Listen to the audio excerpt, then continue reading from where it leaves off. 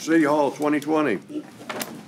So as we swap out teams and our facility engineer, Tom Nicholas, takes the podium, and Mosley Architects and the in-house project delivery team join him, we are back before you to give you some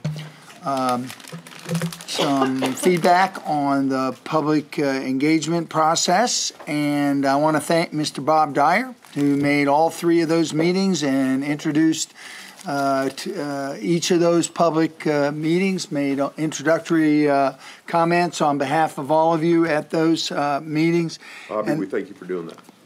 And then we're here today to refresh your memory on what the options are that we are working on, and then to get your direction. So this is a directional, which if you only gave me two categories, informational or decisional, then you would classify this as decisional.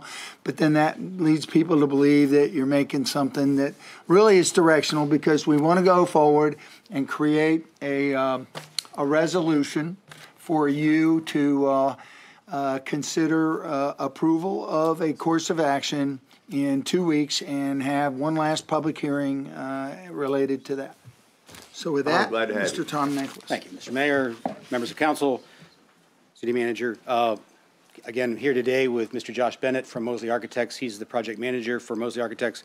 Also, Mr. Kevin Jensen, our director of facility design and construction. Mr. Tim Oliver, who's our project manager on this project. Glad to have all of you here. So 2017 has been a busy year. Just want to touch on some things. Back in January, I came in and talked to you at length about the deficiencies in the building. I talked to you again in February when I did the Buildings and Assets CIP presentation to show you where this fell out and the funding request. In May, we came in, Mr. Tony Bell from Mosley Architects and I did a presentation for you on the options, the schedule, and the budgets, which led to the decision to have more public engagement. And so we made the video clip on June the 19th, and we had public sessions on the 26th of June. The 27th of June, we decided that we would be limiting our options to the municipal center. We had another public session on the 26th of July, which included a Facebook Live session. And we had our third public session in August on the 23rd. And then in your package on September the 1st, there was a report out prepared by Media and Communications that talked about the results and the conclusions of some of those public sessions. So where are we? Well, at this point, the building deficiencies are well documented, and my sense from the three public sessions we had was the public clearly understood that it was time to do something. We did the program space needs analysis, which we developed through 2070, and since the last time we've talked, Mosley Architects and our team and Deputy City Manager Tom Leahy went back through each of the departments and revalidated that. We have a CIP in the current budget this year and the next 5 years, which totals $50,250,000 for planning, design, and construction. We have 6 options developed to either renovate the building or to build a new one, and we have conducted citizen engagement. So space, I'll touch on this briefly. Again, we went through the space planning exercise, program exercise in the fall of 2016. As you'll remember, this building itself is 80,000 gross square feet, and the current need is the left side of the category, and we felt the first time we briefed you in January that we needed 149,000 square feet and change. We went back through that department by department to confirm those numbers. Again, this time with the department leadership and Mr. Leahy in the room, challenging everybody. Some numbers changed as far as when they thought they needed space, but all in all, it only changed by 900 square feet over that 50-year projection. So we have options to go back through, and I'd like Josh to come up and join me at the podium, and as Josh was the creator in many ways of these options, let him address them. Glad to have you. Great. Thanks again for having me. So as a recap, what we have on the screen here is option 1A. And this option considers taking the existing City Hall, about 80,000 square feet, and renovating it and having a building addition of approximately 70,000 square feet. Okay. The entrance to the existing City Hall would be the same in the renovated solution. So this has a few advantages and disadvantages to it, as any option will. Obviously, it maintains the existing City Hall as the City Hall. However, it does displace people from City Hall for some time as the building is renovated. It does also have the longest construction period that we considered, longest by approximately 4 months. Option 1B is similar, however, it considers adding a full 150,000 square foot addition to the rear of the existing City Hall, and then leaving the existing City Hall available for renovation and reuse for other purposes. This option would move the entrance to the building to the side facing Building 2. Advantages and disadvantages for that include the relocation of the entrance may be a little confusing for people as they approach the building. However, construction of the building and centralizing it in this area would present some advantage operationally for different departments. Option 2, which Tom will talk about in a little bit, and I believe Mr. Hanson has already stated, was the preferred option by many members of the public, would construct a new 3-story building essentially on the parking lot behind Building 1, between Buildings 1 and 2. Okay, the existing flagpole area would become a roundabout, and we would rebuild that as a new entrance to the building. Some disadvantages to that: it may require relocation of the volunteer garden and the gazebo, something that we can consider on site, and it would increase distance from some of the visitor parking to the front door of the building. Option 3 was considered on what is called the Building 3 site, a large green space right now, immediately between the school board building and Building 2, or Mattapani Road and Building 2. This option centralizes the building within the campus, centralizes City Hall within the campus. It also creates a new entrance off of George Mason. Right? Disadvantages include that it does have a very limited standoff distance from Mattapani Road. Option 3B considers taking some of the existing parking for Building 2 and locating a new 149,000 square foot building there facing George Mason. Disadvantages here include that we are covering up some portion of Building 2. Advantages are, however, though, we are creating some pretty good distinctions between public parking and private parking for employees and staff. And option 3C takes that same concept and moves it over. In this concept, we would actually close Mattapani Road, face the building inward towards Courthouse Drive, and create a green space in front of the building. Again, this option would distinguish between staff parking and public parking. It would also create some good connectivity. Being central to the campus would create some good connectivity between the individual buildings and a good walkable campus. Tom? So we went through these options, again, in very similar format for each of the 3 public sessions. And really, there was a lot of engagement. You know, as we said earlier, the purpose was not only to inform the public, but to solicit feedback. We also had a dedicated web page, which was up for information and for people to provide surveys, and there were 114 respondents to that. The 3 public sessions that we had where we provided the briefs and the surveys, there were 99 attendees. That's all 3 combined, so not 99 at each, but 93 total. And 43 people of that 99 provided survey responses. We had 2 city employee meetings that were pretty well attended, and we got 95 surveys back from that. And there were 2,506 people viewing my Facebook Live presentation and commenting throughout that. So as Josh just mentioned, of those that responded, option 2 was the alternative preferred by those that attended the meeting and filled out their survey forms. And then I spent a lot of time going through all of the survey forms myself and trying to capture themes that will be considered during the design process. And you know, you have to sort of read a lot of that with an open mind. There were some people who were angry but have a good idea, and you go through that and you capture the idea, and there were other people kind of hard to understand exactly what they meant. But if you go through it enough times, you start to see some themes. And one of the big themes was ease of access and security. Obviously, people want to be able to park close to their city hall and not be encumbered by employee parking. They want to have good ADA access, which is a requirement. Also, quite a surprising number of people were concerned about security. Not just the people that work in the building, but the people that come to the building want to make sure that we do that right. A number of respondents said we've got to be careful about EMS access and being able to take gurneys up and down our elevators and pay close attention to that. And then signage. Folks clearly send us the message that they want to know where they're going and why they're going there.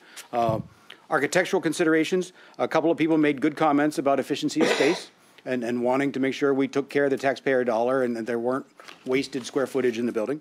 A lot of folks wanted us to make sure that the integrity of the municipal center was maintained. And you know, they like the colonial style Georgian architecture that we have here, and they don't want us to go outside the box with the type of building we designed. And nearly everyone said they want to make sure we incorporate enough technology in the building that as we move into the future, our ability as a staff to function better and our ability to integrate with the public is enhanced with that. Some kind of fun ideas for program desires. There were folks that suggested that they would like to be able to come into City Hall and do zoning permits and inspections work at the same time they're doing their other city business. There are folks that would like to have parts of City Hall set aside for community spaces, community meetings. Folks that suggested that small computer labs, similar to what we have in libraries, would be helpful, especially if they're waiting for something and they'd like to take care of some business on a computer. One individual suggested that we have a historian capable of providing a virtual tour of the city from within inside City Hall. And others suggested things like a book drop, workout spaces. Actually, the person who suggested food services, I called them on the phone and said, really, what did you mean? And, you know, this particular citizen comes a lot on Tuesdays to this type of a meeting. They sit either through this meeting in here or they watch it on the television, and then they go next door for the formal session. And they said, you know, there's just no place to eat. And so they just ask us to think about the food service choices on the municipal center and how that might integrate with the City Hall. And that really, obviously, that person has been here and has wrestled with what do you do on Tuesdays. A number of folks also asked the very valid question, and we addressed it at each of the public sessions. So what about Building 1? You know, what does the future hold for Building 1? So as you'll remember, we've talked about this before, but as I presented at the public sessions, the construction of a new Building 3 for public utilities and IT has been discussed for about 10 years. So the idea wasn't new. We had a 2011 planning study that identified a space requirement of 76,000 square feet to house IT and public utilities, and a cost estimate at that time that a new Building 3 construction would cost about $36 million if we did it now. Well, so it wasn't. It was just fortuitous that we find, if we were to pick a new construction option, that we find ourselves with an 80,000 square foot vacant building, and we could renovate this building for about $24 million to house IT and public utilities, and that saves 12,000 versus building or 12 million versus building a new building. And if we were to move in that direction, that is outside the current budget, and so a CIP would be presented in the FY19 program that would come to you to facilitate design in 21 and renovation in 22 with a new $24 million CIP. So that's what would happen with Building 1. So we wanted to come back and get in front of you today, as we've talked about for a while, to discuss these options, and if possible, come away from here with an understanding of what preference you might like to see if we're going to prepare a city council resolution to enable you to make a selection. Very good. Thank you for the presentation. Jim Wood. Thanks. I appreciate this, presentation, but there's a couple of things. First, obviously, we're looking for an efficient, safe building for not only city employees, but for citizens who come visit. And I think that's the key thing here. I would say that while I like building the option 2, I just want to be very clear that I don't think we need to mess with the volunteer garden. And the reason I say that is I remember Mary Russo over several years, who's obviously since passed away, worked on building that volunteer garden. I remember her strong-arming Farm Fresh and Home Depot and everybody. They got the plans, got pavers, got all this stuff done, and did a phenomenal work. And frankly, she spent a lot of money out of her own pocket for it. So while we could certainly relocate it and make it a lot nicer, it's not the same. And I think that's an important distinction here. And based on everything that I've seen up until this point, it looked like the volunteer garden was in the lower right-hand corner. It could be. Right. Yeah. We haven't made that decision. From my perspective, I think it needs to stay that way.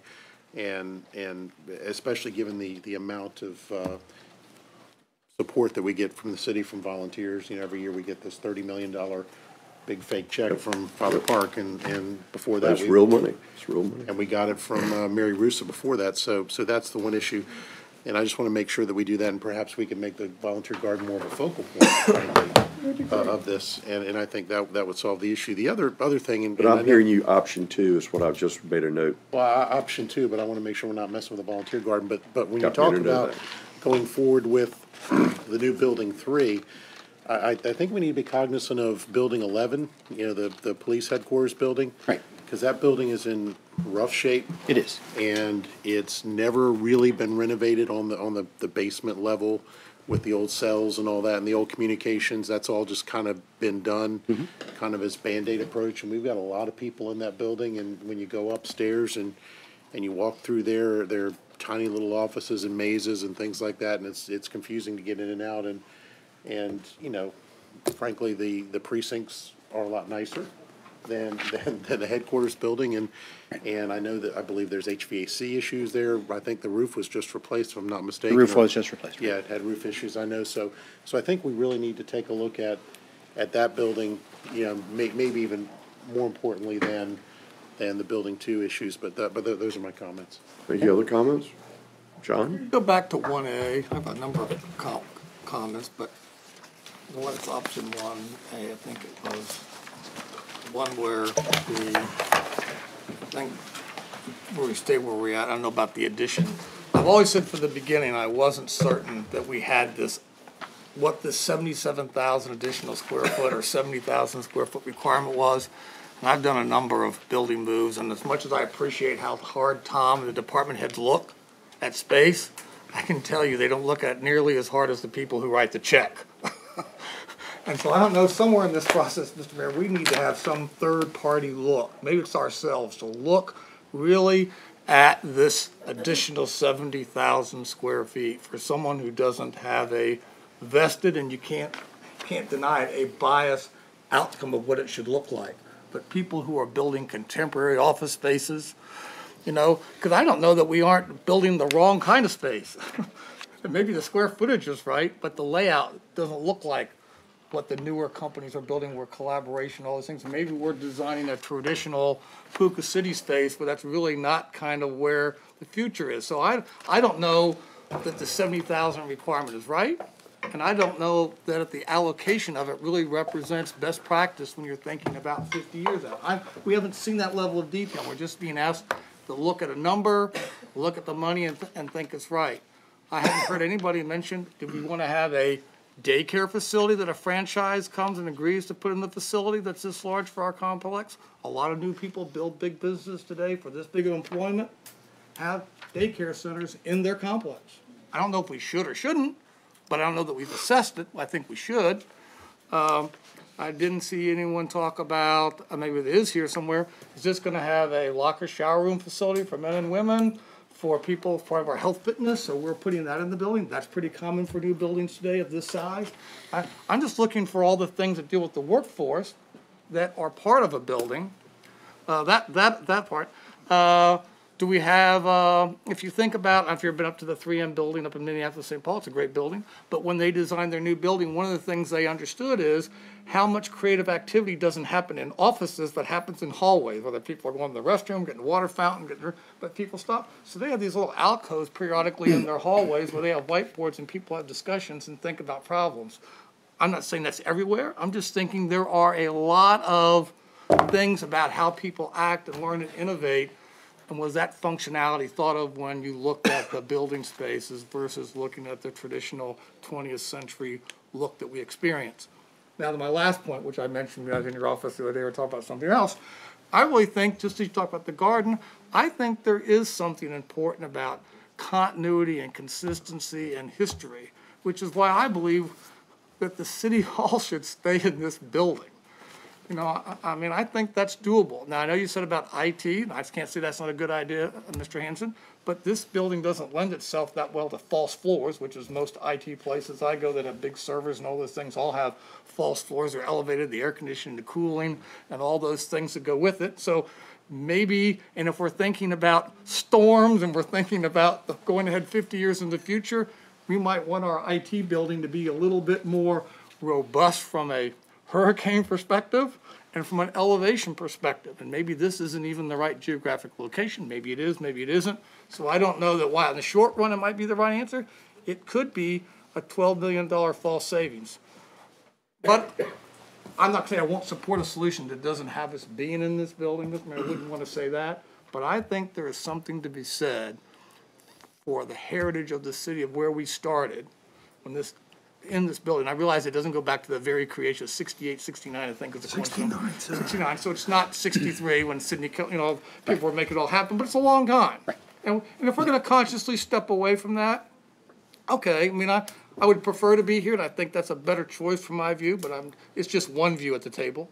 But I do think we need to make sure that if there really is a requirement for 70,000 square feet, I think it needs a look other than just the people who benefit directly from it.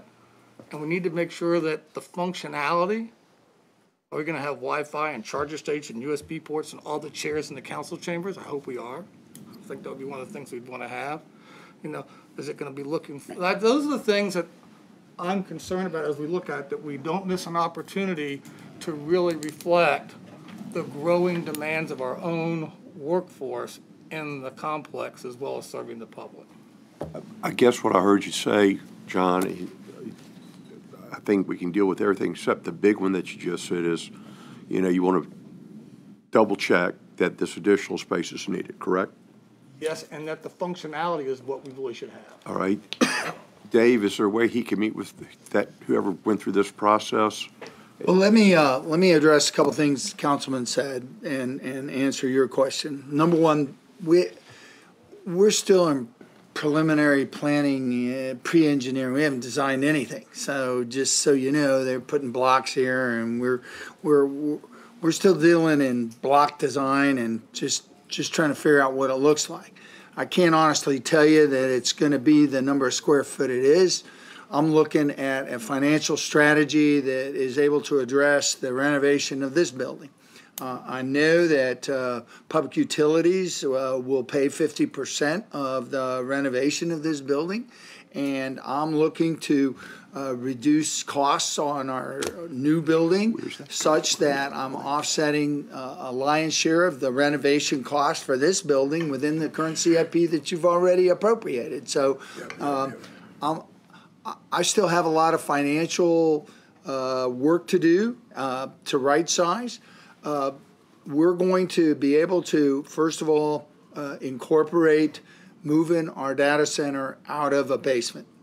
But every day we move deeper into the cloud. Every day we reduce our server volume. We are embracing that which is being offered in the technology industry, and we are getting great service out of that movement. So our investments in technology are not incorporating quite the server replacement volume that we have. So our footprint of a data center will be significantly smaller than we ever thought it would be, just by virtue of the technology that's emerging every day. Things like a fitness center, we have invested as a city in the largest parks and recreation system of any city that I can find. And you all should be very proud of that. And we have amazing rec centers, and we have amazing parks, and we have amazing trails. And we do encourage our workforce to put on their tennis shoes and move around throughout the campus and to move. we will invest in some pathways and some more lighting and some additional aspects. Do I really think we can consider it, but I'm not sure that the things that we offer them throughout the entire city doesn't provide for our workforce ability, just like everybody else when they get off work, the ability to find their recreation, to take their gym bag and go on to one of our rec centers and things.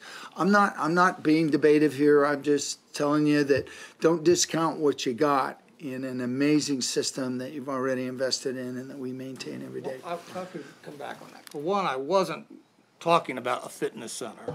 We have in our building 300 and something people. We have 2 showers and a locker room, which is also a restroom. I mean, that is what I was referring to, not duplicating hard footprint. That's relatively soft footprint for people who bike to work, and we have some people who do. They come to the office, they take their shower, they put their clothes on, and they go to work, and they bike home. That's a different, I wasn't talking about a fitness center. I'm talking about just the very bare bones of that. And that's not uncommon in a lot of office buildings because it is a small footprint. But getting back to, because often we talk about the requirement. We're looking at this and saying, which option do you like? But the option that we like would be dependent upon what the real requirement from square footage is, independent of how it's configured. Because you can configure 70,000 square feet a lot of ways. I'm trying to understand fundamentally what is the requirement, because each square foot is $257 or $270 or $280 to $180. We don't know that for certain, plus the debt service, so it's 1.5 times that at least. So that's what I'm thinking of. So every square foot counts, no matter which option we pick, because it's going to be just a different layout. So I'm trying to say before we can make a decision on is it that building, you can say, hey, I like that selection, 1A or 1B or 2C. That's not the same. Now I know where I want it to be, but how much of it I want it to be, 70,000, 150, 110,000, I don't want to think that we're making that decision when we're picking the general location. We're not endorsing the square footage because you yourself says we don't know what that is. And I think we need to understand how that number gets derived. Well, sir, as Mr. Nicholas said, he has met with all the departments. He's met with all the constitutional officers in this building. He has met with the leadership of the council. I believe it was the vice mayor and Councilman Wood and myself and a couple of my deputy city managers, so that we could take a look at what we had originally projected versus a good conversation about how we service the council and how we service the city manager's office associated with this. We did the same thing in Patty's office and the staff in here, and we did the same thing in the city attorney's. So we re-verified that which we originally thought would be the requirement, and as Tom presented, it changed 900 square feet. Now, there were puts and takes, believe me. Some got added on and some got detracted. There was a heavy scrutiny that was applied to that. And we have that listing. I think that listing is available to you all. We will provide it again in Friday's packet. And if you would like to have a laydown of why we got this number of square feet projected over this many years for this particular office and the growth of that, I'm happy to display that. I guess what I'm a little bit disappointed in is that there's 11 of us here. I don't ever remember delegating. Why didn't all 11 of us get the benefit of having this experience that the mayor and Councilman Wood had, and collectively understand that? Now it comes here and saying, here's the pretty pictures. I think you should pick one of these when I don't have the same common reference point that everybody else has, but we're the ones levying this bill on the public, and we're telling the public that this is a higher priority than other stuff that they think they might need and why that is. And I'm just telling you, I can't tell you I have that level of confidence. My experience tells me that you cannot ask bureaucracies themselves to define the leanest requirement for space. It's Here's just what I'd like not to suggest. true. I'm going to suggest, Dave, that you have a presentation available to any council member who would like to attend to verify how these numbers were determined, and just alert the council if they would like to come.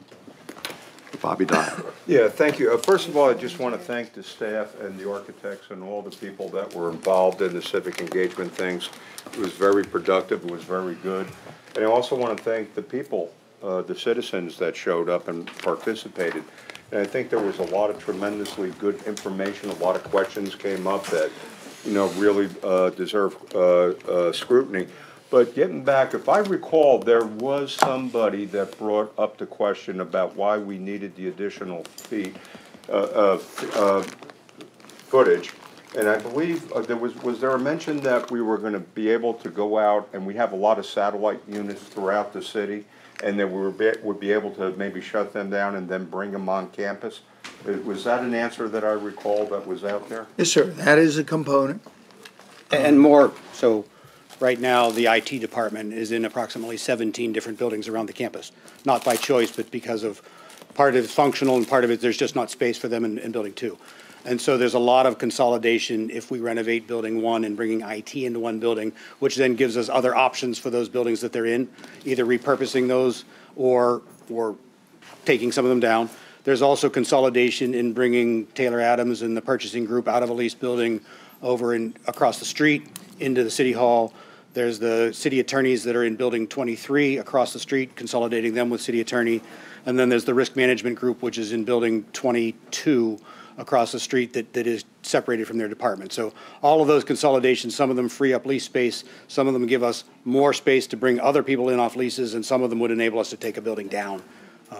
There's a lot of ripple to being able to consolidate. Right, and I think at this point, I think one of the reasons that we went ahead and canceled the additional meeting was that we actually gleaned enough information to move forward. And I really believe that the public bought into the fact that we really have to do something, that the condition of building 1 really necessitated something that we had to move on quickly for a lot of reasons, potential health problems with employees. If we could at least agree now in concept to, you know, move forward in a direction, and I think a lot of the details about the footage will, you know, rectify itself over time, you know, as we go forward. Right. But the thing is, you know, I just think we are at the point right now that, you know, we need a direction at least to move forward to get the process going.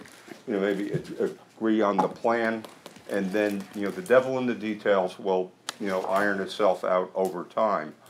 And, you know, and probably better justify itself, or maybe unjustify itself over time. But I think that we have an immediacy situation here to at least give a direction to move forward. Chairman Wood again. Yeah, the one thing I'd like to also do is commend the staff on the selection of the architect, because some of the questions that John was talking about specifically, Mosley has done quite a few of these things, and I think the one that I saw that y'all did was Farmville, which you think Farmville's a pretty small town. Their council chambers, the way it was designed, it's got all the 21st century tech in it for a small town, which is the kind of stuff that we need, and frankly, as you know, it keeps changing every year. And so I think the thing that gives me a little bit more comfort is the fact that we have, you know, outside experts that are taking a look at this, and while we may be kind of focused on what we think needs to happen, and the staff may be, we've got folks who've done this in other places saying, well, that this is okay for this year, but you need to be thinking forward, which kind of then goes to what Bobby was talking about in the whole process of how you get from this square footage to that square footage all the way up to 30, 40, 50, 60 years from now, depending upon the life cycle of the building, which I think he says a 50-year building. Great point. Okay, Barbara? Well, Bob and Jim both made comments that I was thinking about making, but I think one of the critical things that we did was when we realized after that first meeting that everybody loved the location here, and this is where we want to stay. But I think having that opportunity to even consider a move was kind of interesting, because we found out how much folks really do like this complex and the location and value it. And so I think that was a great exercise, but we also learned a lot, and I think people came to really appreciate what we have here with this overall campus. But and I think the process was very good, and and it gave everybody this opportunity to come in and really think about those things. But as we go along, I'm assuming we're going to maybe have some interim reports about what the architects are coming up with. Certainly. So we can look at some of these things, good points that John brought up that we may consider. So once we say, yes, go ahead, the next time we see it is not going to be when it's complete. We're going to be able to see some interim. I mean, if this was just a normal CIP that wasn't such a publicly important project, we wouldn't have had the planning study, and we would move forward. And the very first piece of design work in actual design that the architect does is the detailed space requirements and program study, of which they've done a lot, but then they'll start to pull concepts together, and we'll come back to you in whatever format you would like to start to look at what other features we might want to put in the building, what those space requirements are, and obviously constrained by what Mr. Hanson can afford to give us to do that. That's a big piece of it. If, his financial limitations will certainly help us right-size the building. They're very good, and I think what I'd like to suggest, council, we have had one firm recommendation of option 2, noting that we do not mess up Mary Russo's garden. And at the same time, in everyone's, the city's garden, how you go, the volunteer garden. But it seems also was said that it was recommended by the public that came to this meeting's option 2. I would suggest, if it's okay with everyone at the table, we move forward with option 2, and then we see what you bring back next. Everybody have seen nods of heads? We're okay, let's move on. Thank you very much.